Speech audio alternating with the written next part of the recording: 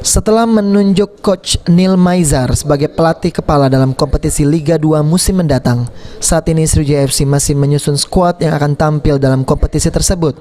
Dijelaskan oleh mantan pelatih timnas tersebut, sejumlah pemain yang akan direkrut saat ini masih dalam proses lobby yang dilakukan oleh pihak manajemen Laskar Wongkito.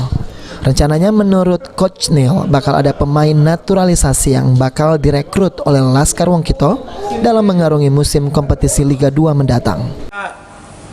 Ingin mencari naturalisasi, tapi kan sekali lagi bilang kalau saya misalnya si A saya bilangin nanti nggak datang, nggak bagus. Di posisi apa tuh? Gimana? Di posisi apa? Striker. Ya kalau posisi bisa striker, bisa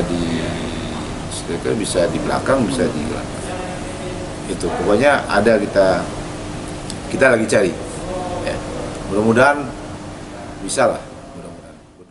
Sejauh ini Neil Maizar sendiri belum mau menyebutkan nama-nama pemain yang bakal masuk dalam skuad Laskar Wongkito guna mengarungi musim kompetisi Liga 2 mendatang. Firman Hidayat, PAL TV.